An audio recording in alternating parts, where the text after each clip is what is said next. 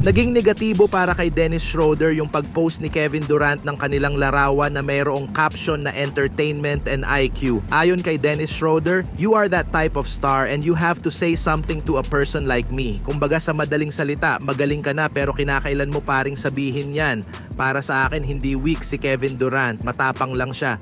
Ang weak dito ay si Dennis Schroeder dahil naging negatibo para sa kanya yung tweet na yon ni Kevin Durant. Naging mahina si Dennis Schroeder dahil kinakailangan niya pang palakahin yung issue na yon at dahil gumagawa siya ng reaksyon patungkol doon at kanyang pinapalaki pa, ito lamang ay nangangahulugan na siya'y sapul sa sinabi ni KD. Well, kung tutuusin, hindi mo naman pwedeng bawalan na magsalita yung tao. Samantala, may inilabas naman na trade scenario sa pangitan ng Los Angeles Lakers at Indiana Pacers. Paalala mga tropa, hindi pa ito official, ayon lang ito sa isang NBA analyst. Ayon nga dito, maaaring nga daw i-offer ng Lakers sa Pacers ang kanilang mga players na si Rui Hachimura, Austin Reeves, Jackson Hayes at ang kanilang 2031 first round pick upang makuha lamang nila si Miles Turner at Benedict Mathurin.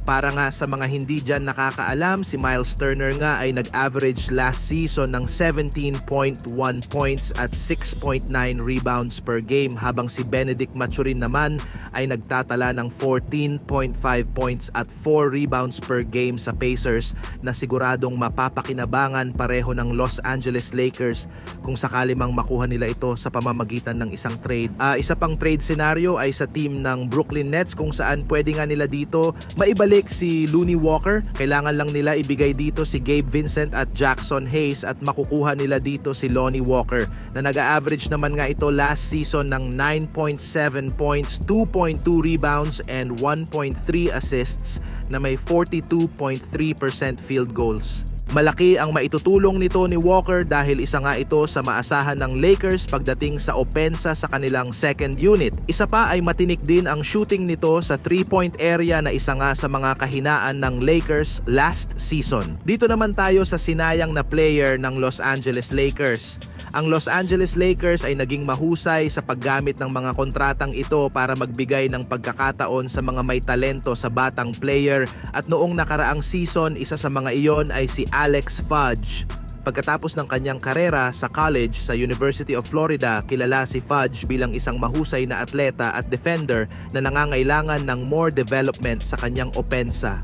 Pinapirma siya ng Lakers sa isang two-way contract noong summer at bagamat kaunti lamang ang oras na nakuha niya kasama ang pangunahing team, marami siyang oras na ginugol sa G League kasama ang South Bay Lakers. Habang nasa South Bay na ipakita ni Fudge ang ilan sa kanyang potensyal na may average na 7.8 points, 5.1 rebounds at 1.7 blocks sa 18 laro.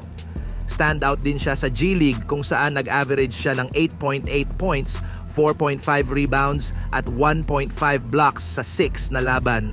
Ngayon ay binitawan na naman itong ng Lakers at isa ng ganap na free agent